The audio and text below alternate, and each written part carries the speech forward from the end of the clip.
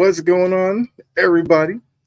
We're here live on Integrity Sports Network for a brand new show. I know you saw the logo and everything. We got passion and precision with myself and Jory. Um, the brand new show. We were thinking about this for a little bit, so we're gonna kind of just talk about big topics in the sports world. Obviously, give you our own little spin. I mean, if you've seen Jory with Jory Sports Stories, the rant and the passion and all that. You'll get all that here. I'm sure I'll have some questions for her that might send her off on one. You already know. And then you've seen me on the ball and all that, as well as my channel, chomping at the bit. So we're gonna have a lot of fun with this. And tonight, with it being game 4 for the NBA Finals, we'll be basically your lead in to that game. We'll talk about the finals and what's gone on, as well as kind of look to the future with both teams. We'll do that. But before we get into our topics, I got to ask you, Jory, how are you doing? I am doing all right. Just got to play in some Metro Atlanta traffic. Great. I mean, that's a given. But I'm glad made it through. We're here, and we can go ahead and get started with our first topic. So we're gonna start with the NFL. Around this time, you're really just looking at OTAs and stuff like that. But Trevor Lawrence did make news. He got a new deal. It's 5 years. I make sure I got the numbers right. Uh, Worth up to 275, which now puts him in a club with Jared Goff, Herbert, Lamar Jackson, and Jalen Hurts as quarterbacks that are all making above 50 million a year. So, I mean, Jordan, you can let people know kind of how you feel about Trevor Lawrence. Like, how do you feel about this deal for him? Do you think it's a overpay or kind of just the trend with quarterbacks? It's like one guy gets their money, the next one comes up, they get their money, and just kind of keep that line moving. But like, what were your initial thoughts when you heard that Trevor Lawrence is now a new 50 million plus $1 million quarterback? Good luck with that. Because I'm like, it, it can turn out to be a bad contract. I know a lot of people love Trevor Lawrence for the high ceiling and the potential. He's 3 years in, and I'm not going to be like everybody else and just forget that the Urban Meyer year happened. He was making bad decisions in his rookie year. He's making bad decisions. He was making bad decisions last year, and he's making bad decisions.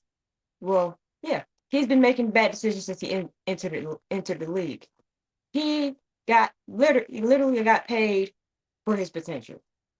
It's a drastic overpay, but Jacksonville feels like they have the guy. So in this whole quarterback thing, yes, Anthony, he got paid for literally doing nothing. Um, in the quarterback league is literally one up. Who can one up who? The only outlier is Patrick Mahomes. People could say he's underpaid and he took a team friendly deal, but what did that get Kansas City? How many Super Bowls? So I'm like, with Trevor, I'm like, that'll come back to bite them in the rear. He's an average quarterback to me with a very high ceiling. Yeah, I mean, I guess I kind of see why they did it. We know how the NFL works. These front office guys, they draft somebody number one, number two, pretty high in the draft. They don't want to come out and say, he was a bust or he's not meeting their expectations. They want to make it seem like they made the right pick. And I feel like with Jacksonville, it seems like it's been other circumstances. Because you brought up the Urban Meyer year. A lot of people look at that season and say, well, Urban Meyer clearly wasn't ready for the NFL, which is why he hasn't really been thought of coming back. Then it was kind of the talent around Trevor Lawrence, which when he first got there, I guess that was maybe valid. But last year he had, Christian Kirk, who, in his own right was not a really good wide receiver in Arizona, but you can look at Arizona and see that they have their own issues there as well. Mm-hmm. So they bring him over there. He has a good year with him. Okay, seems like they're building something.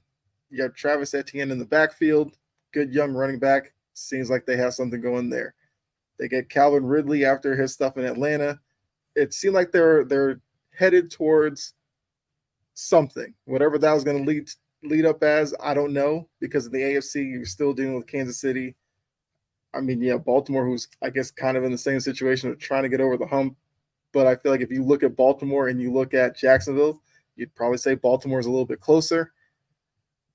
So I don't I mean I don't know if it's something that they're going to regret, but it does put added pressure on Jacksonville and Trevor Lawrence. Like they can't have seasons like last year anymore with him making this kind of money.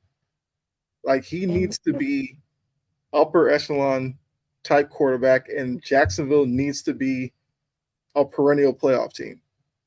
And I know that their offensive line like had some issues last year, which affected his play. But when you're getting paid what he's getting paid right now, I don't think Jacksonville fans want to hear that they don't have enough around him. It's like he needs to make guys better to get them there. Can he live up to that? I don't know. Be interesting to see. and the thing But is, the yeah, go division ahead. is getting harder too. Yeah, It's not an easy division anymore. I, I'm true. I'm I'm gonna stand on that. The AFC South is not gonna be an easy division anymore. You have Houston and CJ Stroud.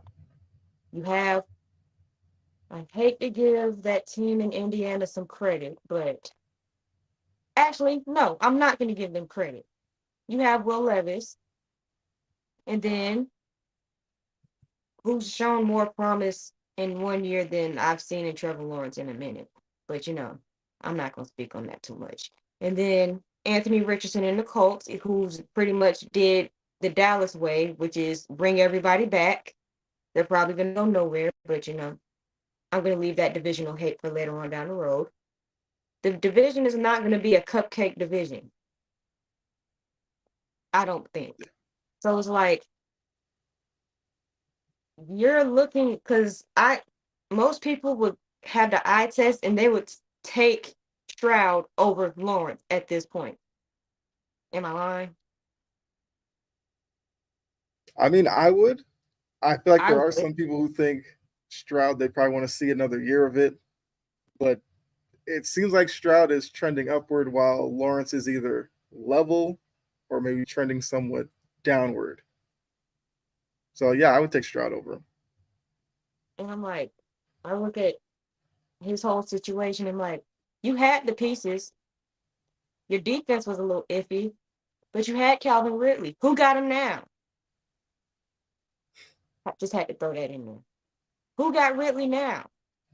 But you still have Evan Ingram. You still have good pieces. So if they don't amount to much this year, I'm gonna love it.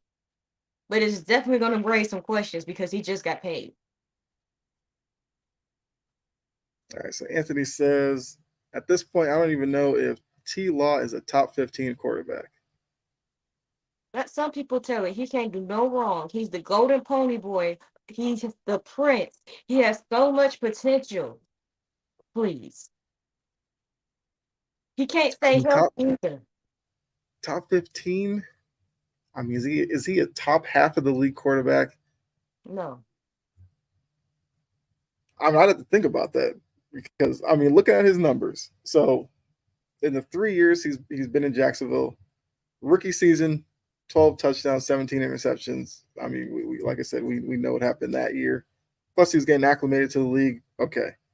The second year, he has 25 touchdowns, 8 interceptions. That's not a terrible year. Now, I will say, getting 55 million, probably need to see that touchdown number hit 30 for what he's making now. Then last year, dipped down to 21 touchdowns, 14 interceptions. So if Jacksonville can get 2022 Trevor Lawrence at worst, they should be okay. It was just the guy last year where it seemed like he became a bit turnover prone. That would be the worry, I guess, if you're a Jags fan. And like I said, a lot of that could be the offensive line issues. Maybe he's trying to do too much. But if you are getting this kind of money, I guess you could probably say this about Herbert too, because he's another guy that's making a lot of money, but hasn't really had the success Herbert has an in terms of excuse. He playoff. had to suffer with Staley for 3 years. That's a valid That's true. excuse. That's true. Although Herbert's gonna have pressure now because they fixed that problem. They brought in Harbaugh. Harbaugh's a proven winner in this league. So Herbert's gonna have to get that team to a playoff spot. And I feel like you have to say the same thing about Trevor Lawrence now. I mean, looking at that division, because I mean you are a Titans fan, so this is right there at your doorstep. How do you rank the quarterbacks in the AFC South? Stroud 1. I'm gonna make some people mad. Levis 2. Maybe that's homerism. Lawrence 3. And Richardson 4. Okay. I mean, I think Richardson would have to be 4 only because of he's the unknown. And he plays for the Colts, so he has to be last. Oh, yeah. I mean, he started off his rookie season seeming like he was starting to get a bit better, and then he got hurt. So we'll have to see what he looks like this season.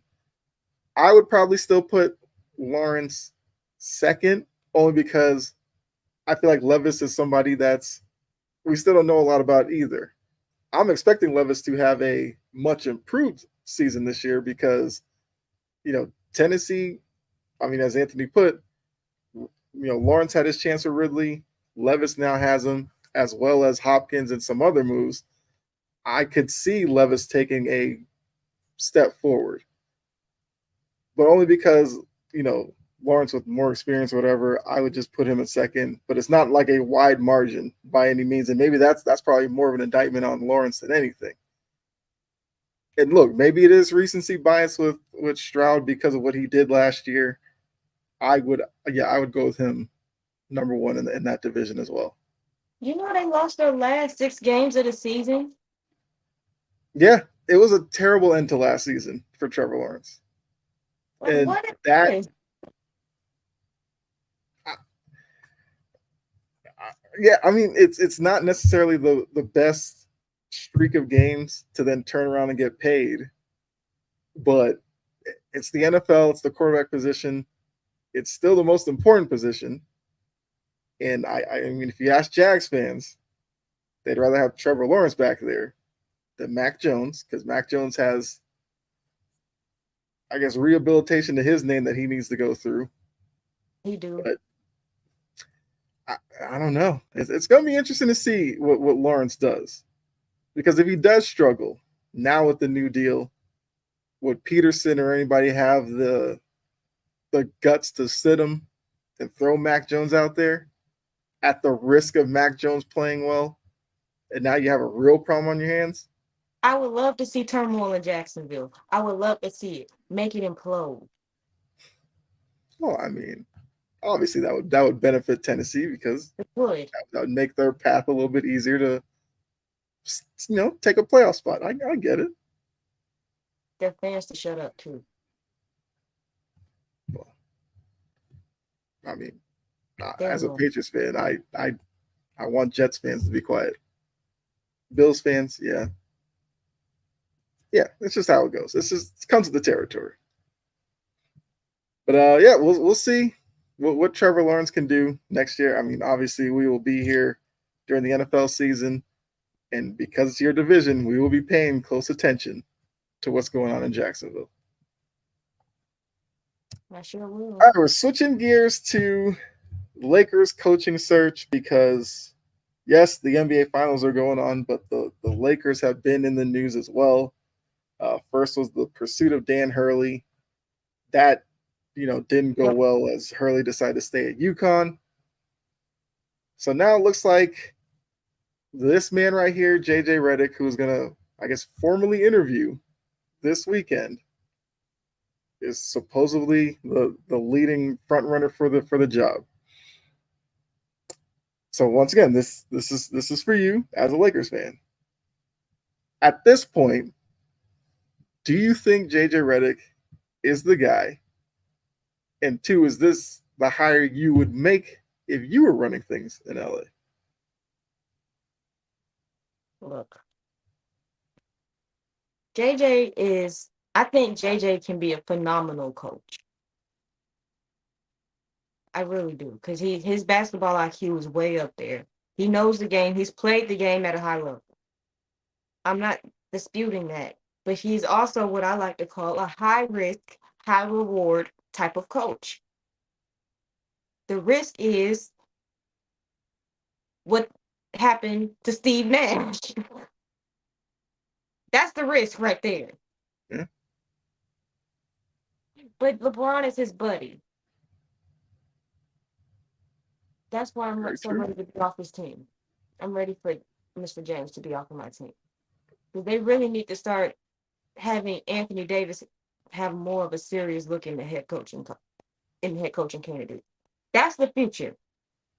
Even though Anthony Davis is old, is getting up there too. He's 30, but he's not pushing 40. Um, Me, if I were the Lakers GM, I know I on all over on Integrity Sports Network, I have been saying fire him. I have said that. Mm-hmm. But as I've calmed down and I've actually started thinking rationally, I would have gave him another year to fix the roster. Give him some better tools. Because I feel like Darvin Ham is a good coach. But the reason why that did not work is because LeBron is on this team and certain things you can or cannot do with LeBron on your team as a coach. You know what I'm talking about. Yeah. So I feel like if LeBron wasn't on this team, Darvin Ham would get more of a leash. But because LeBron is on the team, and that makes you win now mode automatically, and the pressure is automatically going to be sky high because you got that man on your team. It wasn't cut out for him in this situation, but he will find another job and he will succeed. All right, Anthony What? says that Ham will be the coach of the Bucks next year. So you think Doc gonna get the boot again? Well, I mean, considering how they ended this year, it's a weird situation in Milwaukee though, that's weird. because they go out of their way to get Griffin. Then Griffin isn't the guy, even though he had a really good record. Giannis did that. Rivers, Doc is the consultant that got him the job, then takes over for him. Now they bring back the guy in Ham who was on that bench when he was seen as like a next coach in waiting. He doesn't work out in LA, and now he's back there. It almost seems like Ham is now in the Doc Rivers position last year, where Yes. if Giannis or somebody doesn't take to Doc and they have to make a decision, Ham will just take over. But looking at the Lakers and what they're doing right now, when I've seen the names that were thrown out in the coaching search, I saw that Sam Cassell was in the running at one point, but now he supposedly isn't for whatever reason. I feel like that's a guy who probably should have a coaching job at this point. But I don't know, maybe if it doesn't work out with JJ and after the finals, maybe Cassell re-enters the search. But I don't know, because the Lakers put a deadline that they want a coach in place by the draft, which makes a lot of sense since their season's been over for a little bit now, and the fact that they're still trying to find somebody for that position. It seems like how they've been slow playing this for whatever reason. I don't know, but I And think a acting question like could be asked: is a Lakers job too big of a job for JJ to take on as his first coaching job? Because of, like you said, LeBron being there, the Lakers are trying to do whatever they can to maximize the last couple of years with LeBron. Even though he is a free agent, but let's be real, he's probably going to end up back in LA. And I agree with you. I feel like JJ has a really good basketball mind. I mean, I've heard him when he will do his little interviews, not necessarily the podcast with LeBron, but he does interviews and he talks about what's going on in the league. He clearly knows what's going on, what works, what doesn't work. But like he said, if he's just inheriting the same roster that Darvin Ham had, I don't know why we would think the results would be any different. Because you have LeBron, you have AD, fine. Those are two pieces that you can work with. You have Austin Reeves, who I feel like, okay. Rui. I'll throw Rui as well. Those are four people that you would sit there and say, I know what I'm getting from those four. Outside of that, it's a toss-up. In today's NBA, how is that going to work when you're in a conference where Minnesota's taking steps, the Thunder are taking steps, Denver's still around, Dallas, you have the Clippers if they ever figure it out. It's kind of tough. So, I mean, at this point, if he is the guy, then get him in place and actually start looking towards next season. Stop delaying this all out and everything. I mean, it's kind of bad timing with the NBA Finals that the Lakers are taking some attention or whatever. I'm sure Adam Silver's hating this, but just get somebody as coach so Laker fans, which just to let you know, I am a Celtics fan. If anybody new watching doesn't know that, but so the Lakers players can know, oh, that's our new coach. Okay, let's look forward. Anthony says, Lakers' job is set up to fail. They won't blame the players. They'll just blame the coach. If they do hire JJ, give the man some pieces. Give the man a valid chance. Not 2 years. We got to stop this whole Mickey Mouse carousel coaching thing. We look like a dysfunctional franchise. Not going to lie. We need to give this man a chance, with or without LeBron. Absolutely. And for him as a first-time head coach, his assistant coaches will be vitally important to his success as well. I mean, I've seen it firsthand with Joe Mazzulla. You gave him Damon Stoudemire last year, who ended up leaving, go to Georgia Tech. But then this year they stepped up and got Cassell and Charles Lee, who's now moved on to be the Hornets' new coach. And you've seen a better version of Joe Mazzulla. So if it is JJ Redick, Laker fans will have to deal with the struggles that come with being a first-time head coach. He may call timeouts you don't like. He may have rotations that you don't like, but he's trying to find his way as a head coach. He's going to do what Joe Mazzulla did, learn on the job. Mm-hmm. Which is tough for a high-profile job like the Lakers.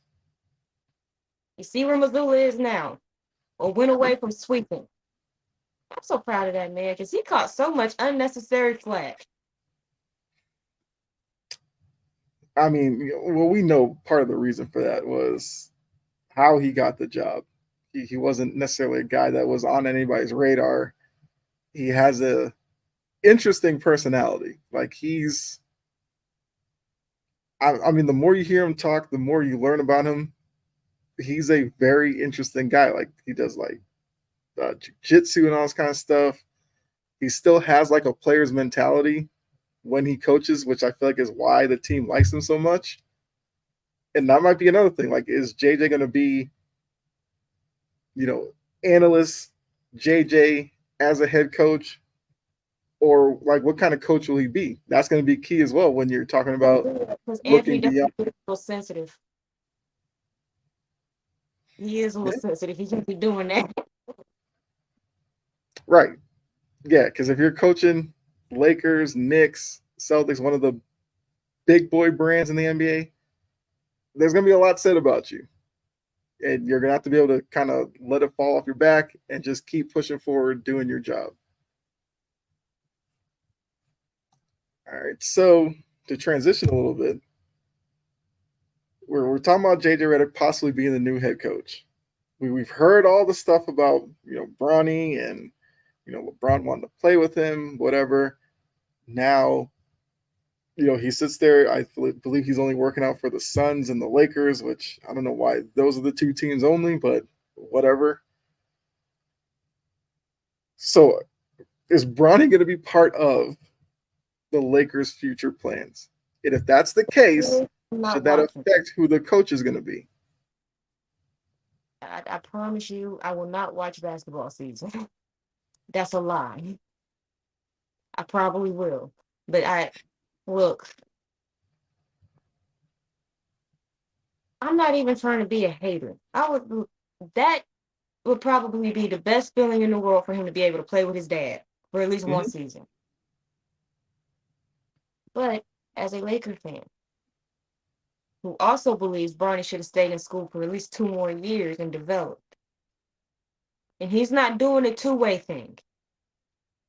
I don't understand that one I think at it's all. going to be a waste of a draft pick if they draft him, even though this is a weak class. Yeah. I think it'll be, if they draft him, it'll be a waste of a draft pick. There's so many, even though I feel like people has wanted the Lakers to draft Edie, that's a waste of a draft pick too. He's just big for no reason. That's how I feel about Zach Edie. I think those concerns are fair. I do wonder how he will adjust to the NBA game, as he's not necessarily the quickest on his feet. He is a big body, yes, but I don't. It'll depend on what team he goes to. Bronny's gonna have to develop for at least a season, and maybe see trash minutes. If we're going to be Mm-hmm. completely honest. And as far as the coach is going to have to be the ultimate professional, because you're not just dealing with Bron, you're dealing with Bron and his son.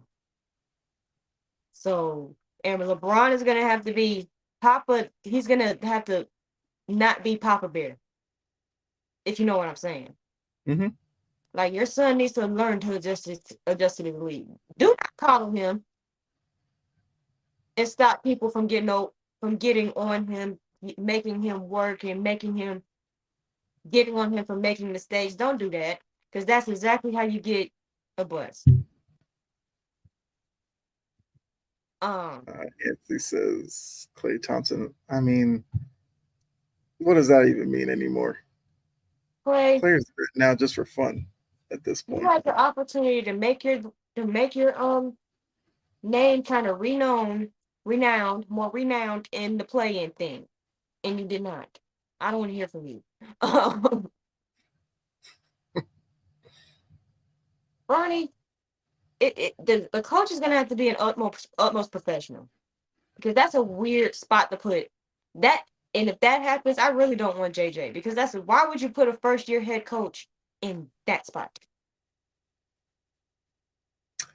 Yeah, that's a good point. That's why I feel like if Bronny is legitimately in your plans, that has to be part of the coaching search. Because now, if it is JJ Redick, you're gonna have to ask him, how would you use him? What role would he be in? And the fact that well, reportedly, because I guess it was Rich Paul that said he's not signing any two-way deal. If he's not going to do a two-way deal, I know the Lakers have pick 54 or 55 in the second round. Would you use that pick on a guy in the second round that doesn't want to play in the G League?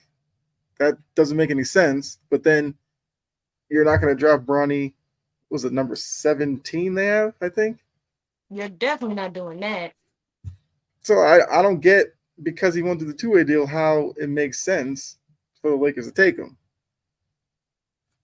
Maybe Like, if that's you're in just the bottom of the first round, unless that means the Lakers will try to trade into the bottom of the first round to, I don't know. It seems like it's way too much to put on Bronny before he's actually stepped on an NBA court. Like, we correct. saw this with the whole LeVar Ball experience when the Ball brothers came in, how much attention they got.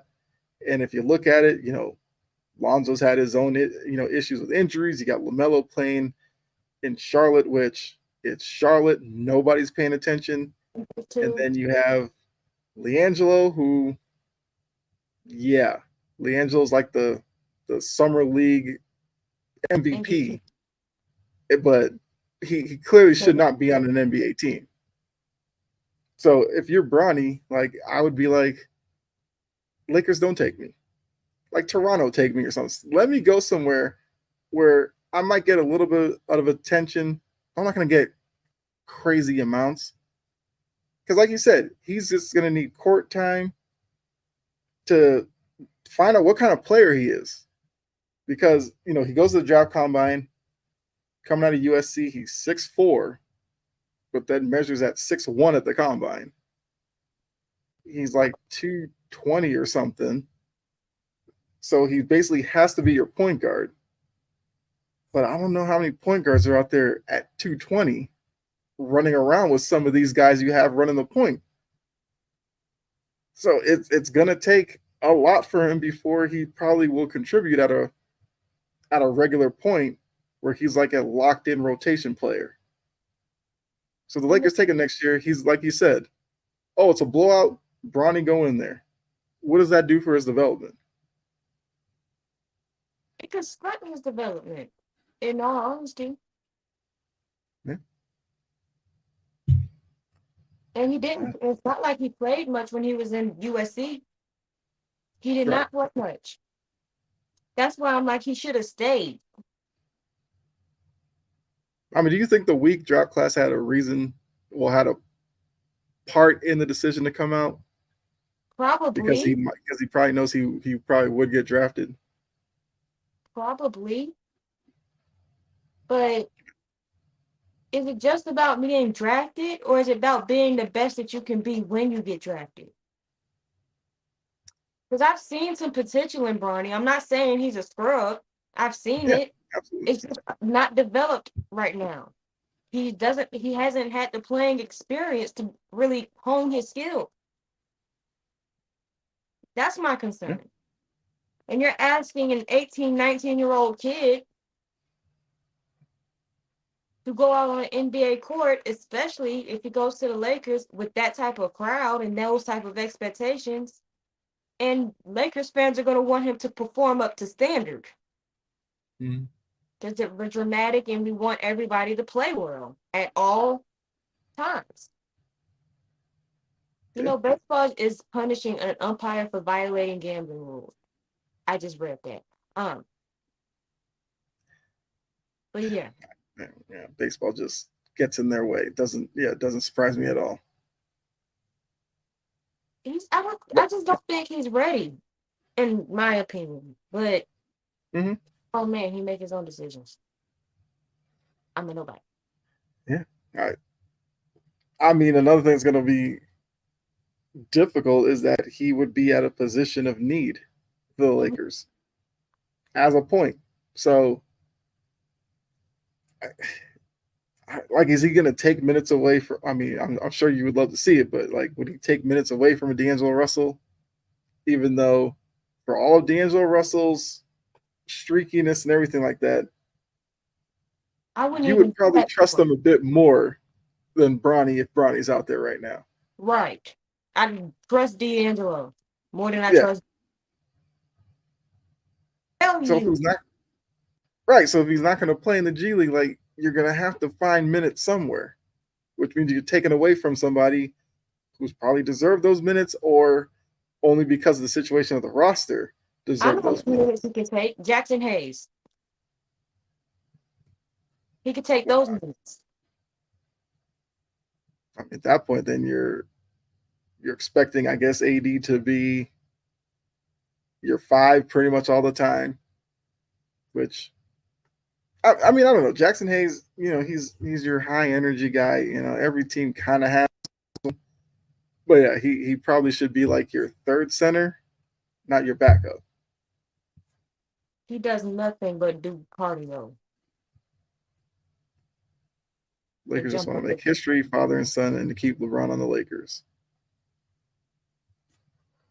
It's looking like I, a clown show is developing in Los Angeles right now for both teams, the Clippers and the Lakers. yeah. Although at least they'll have separate buildings next year.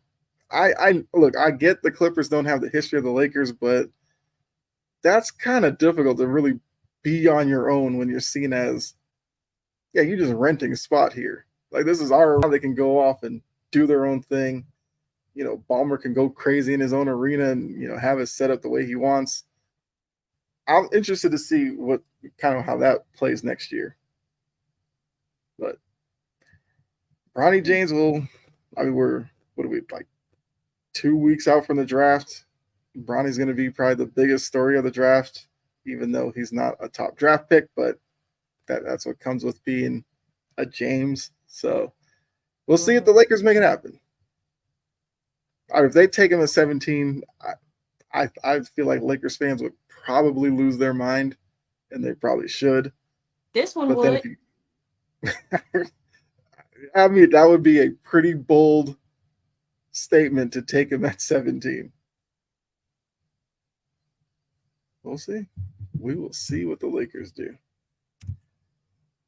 All right, so looking at the NBA Finals, because as I said at the top of the show, Game 4 is tonight.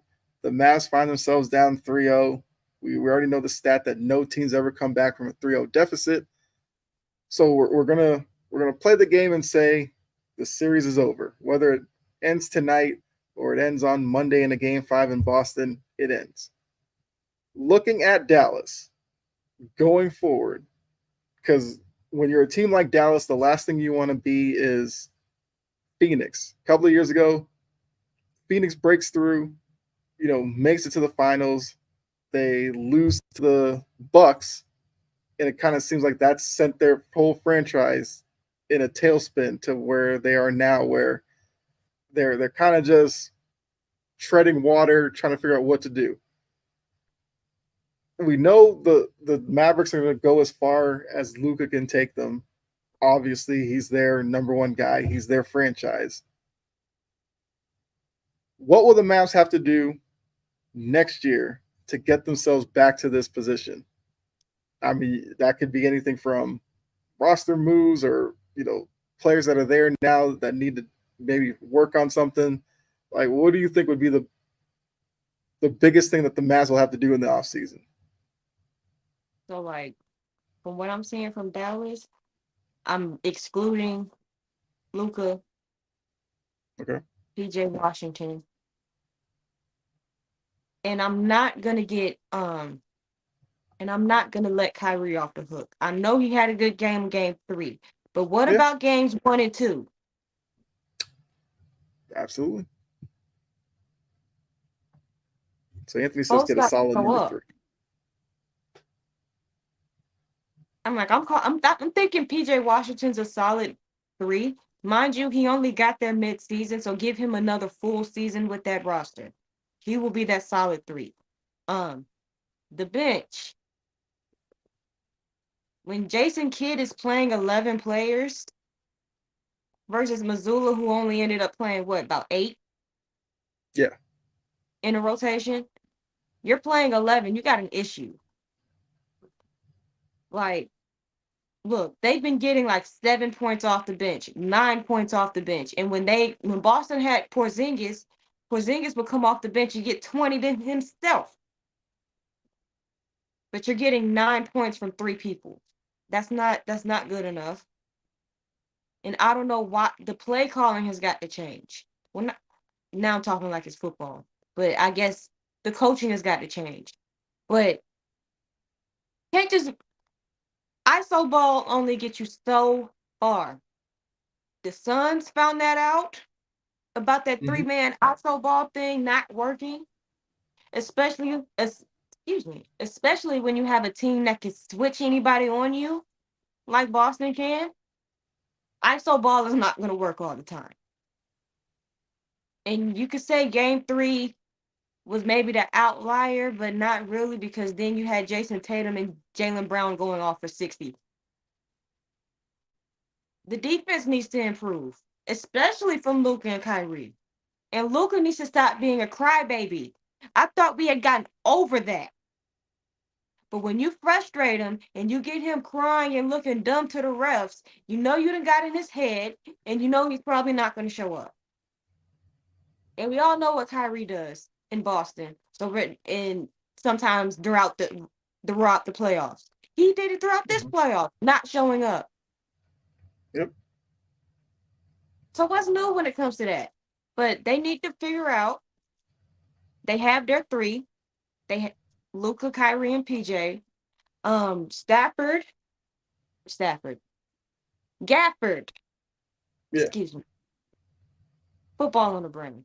Gafford needs to Sorry. develop a shot, a consistent one, because you know what he's capable of on the defensive end.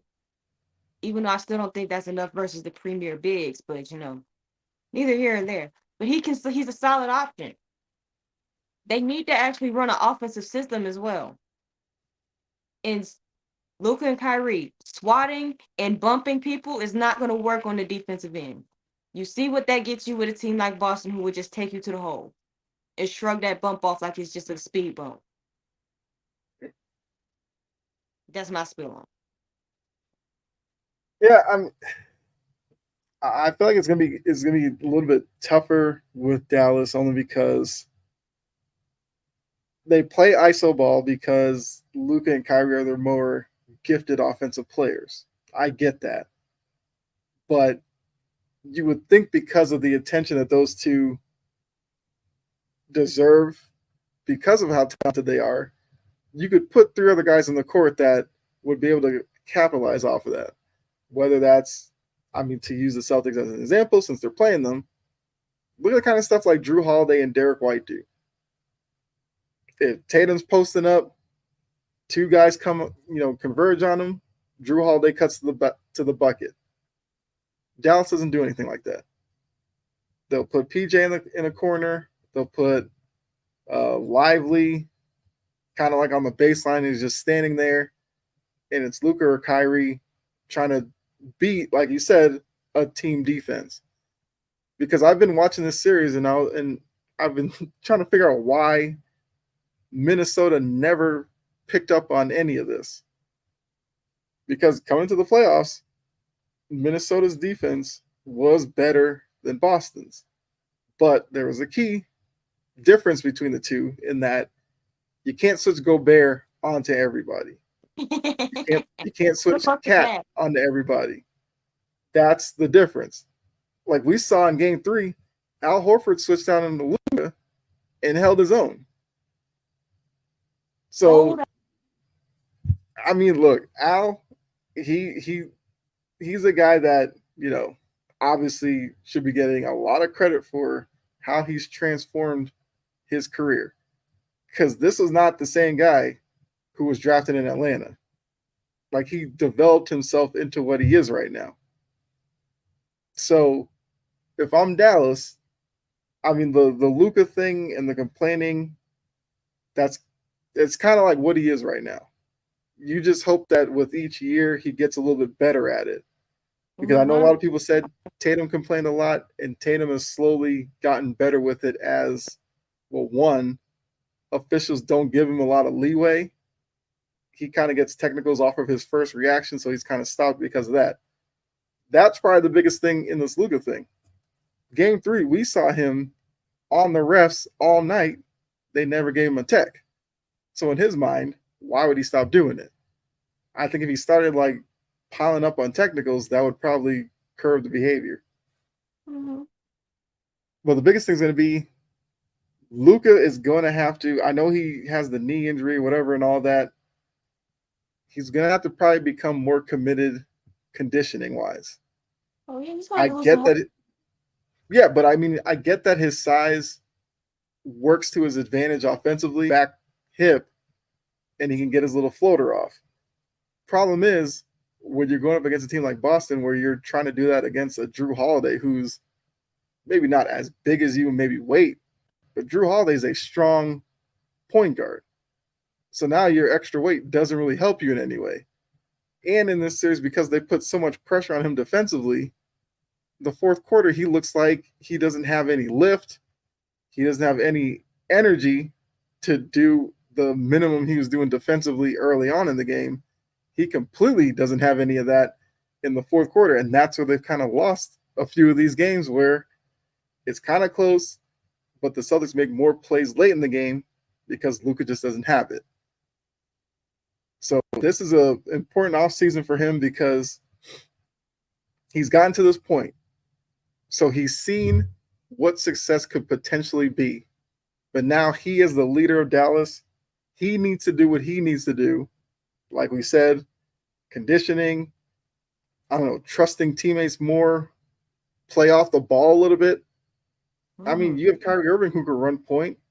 So why can't you, go off on the wing, come down on a screen, post up, do something to make it easier for yourself?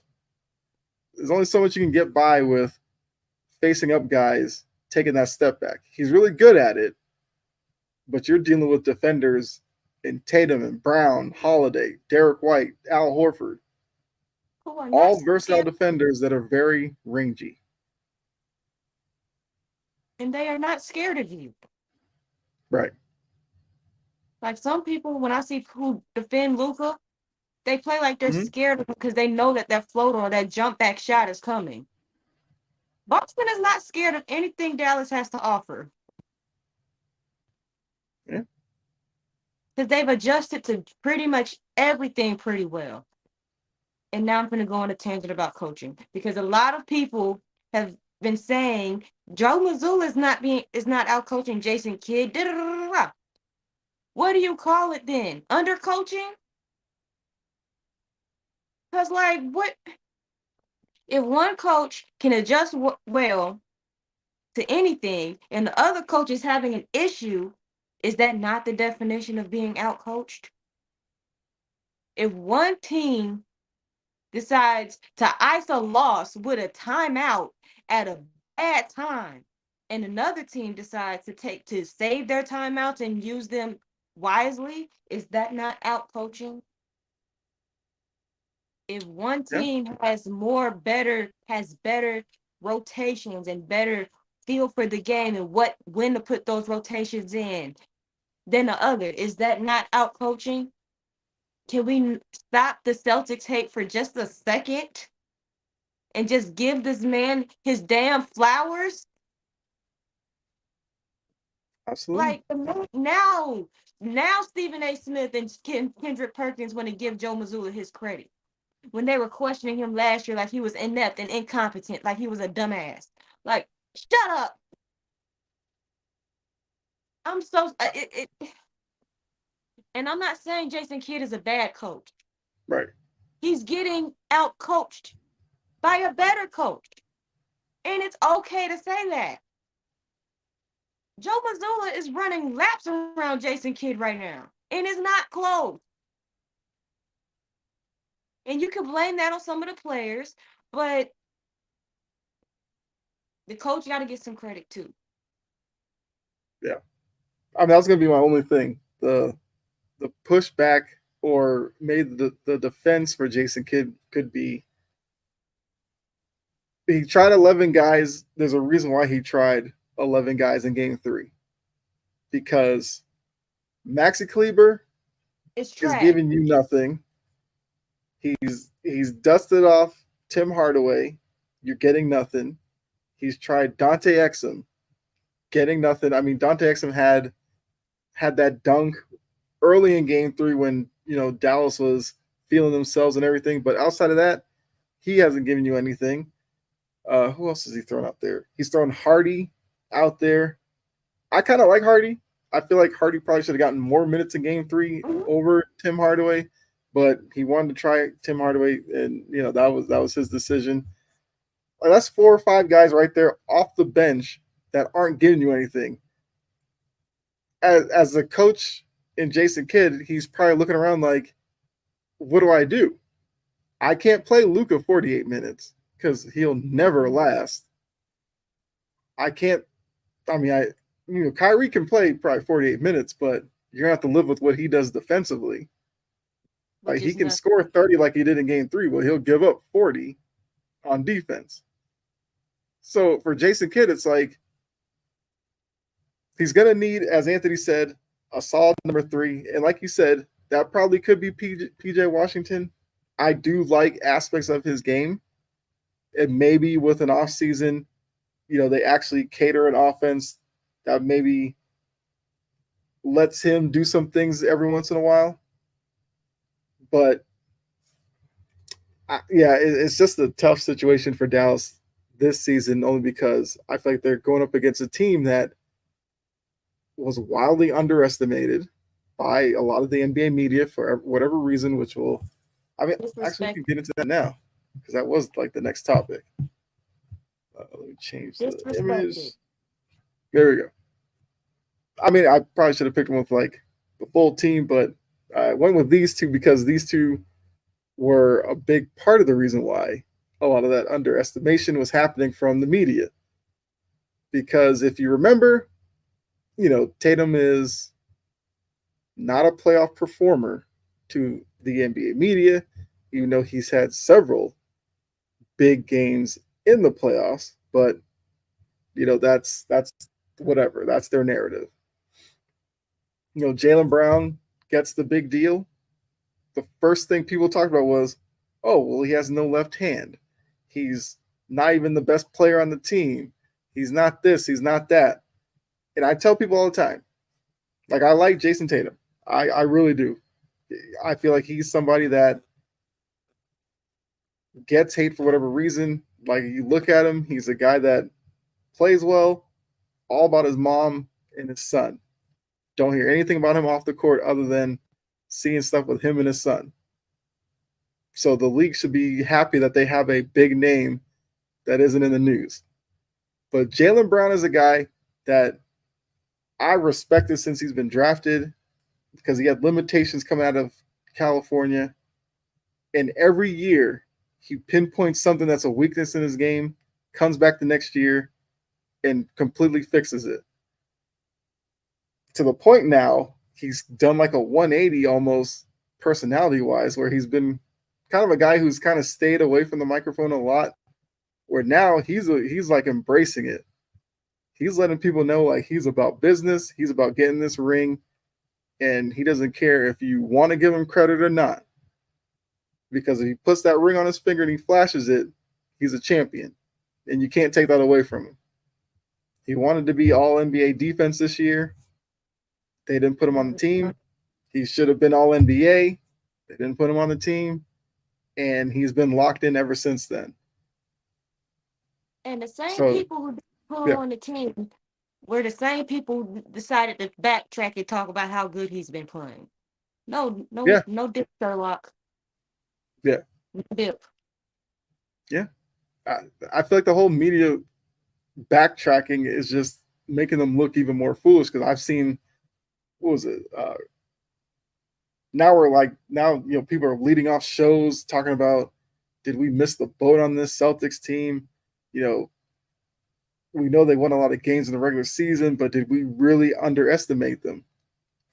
It's kind of hard to underestimate a team that goes, what they do, like 64 and 16? I mean, 64 and 18, sorry. In the regular season, they now have the opportunity, if they win tonight, I believe they would have the second best road record in a playoff run. I think the Lakers in 2001 went 8-0 on the road. Yep. The Celtics can literally tie that record if they win tonight. They lost 2 games all postseason, which once again, they win tonight. They would have one of the best records of any championship winning team in NBA history. Yet, since the playoffs have started, all they try to do is diminish what this team's doing. Whether it was, oh, the East wasn't all that good. Look at all the players that got hurt. Okay, but they're still executing. They played well in late game situations, which was another thing that they said this team couldn't do because they questioned these two as to who's a closer. I think we've seen throughout these playoffs that if you didn't think Jaylen Brown was a closer, he's letting you know he's a closer. And Jason Tatum has had moments where he's closed games, and for some reason they still doubt him because of one series against the Warriors, where if you look at that, they're in the same position the Mavs are in this year. First time getting there, figuring out how to play against a really good team, and they come up short. So look, as a Celtics fan, obviously I'm happy for them, but a win should give Tatum the respect he deserves, and especially Jaylen Brown. Like that guy should be. I mean, I know Stephen A. had his source who said he's not marketable or whatever, but I want Stephen what is there not like? A. What is there not to like about Jaylen Brown? Because he's like a chess champion. He could have worked at NASA coming out of college. I mean, I don't think a lot of people know this, but he's one of the youngest people to ever speak at Harvard. Like, he's a really intelligent guy. Why wouldn't you want to market that? But I mean, I'll let you go ahead, Jory. I want Stephen A. and his damn sources to shut the hell up.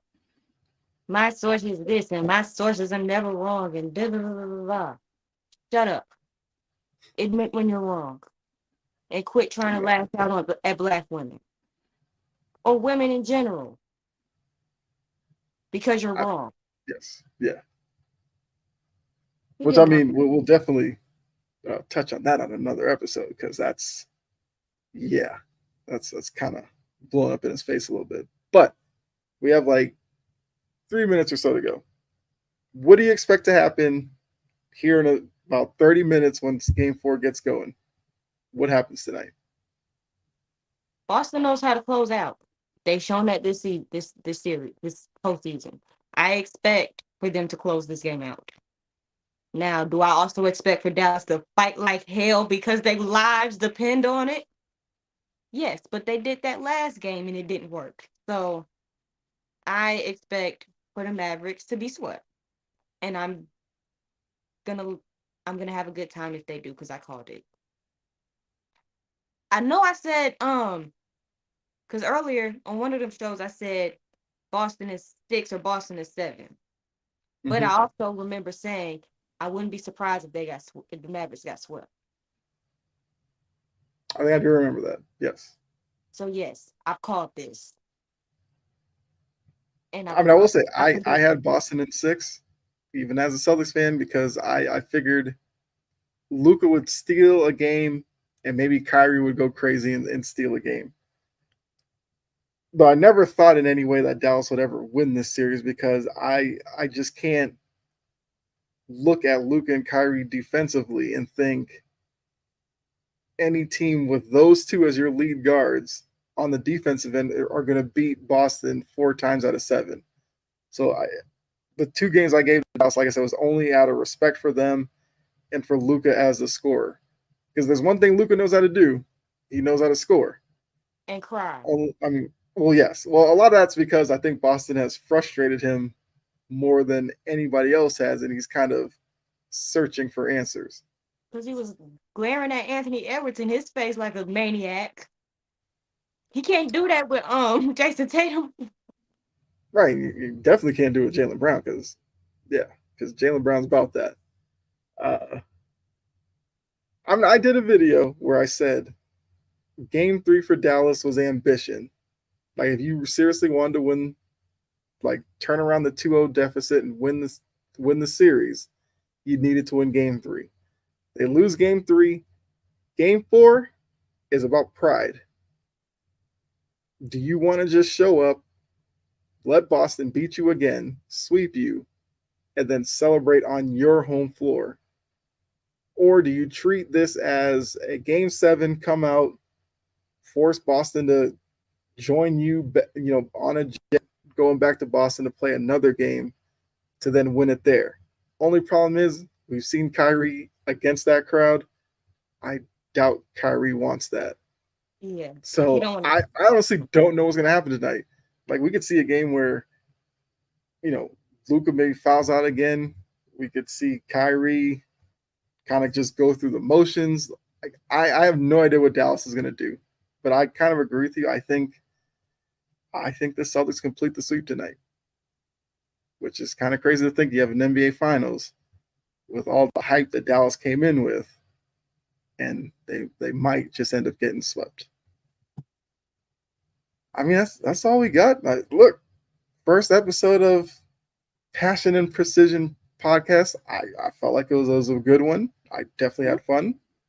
Mhm. Appreciate Anthony and Key that were in the chat. Obviously as we become more of a regular here on Fridays, more people will obviously come in on the chat.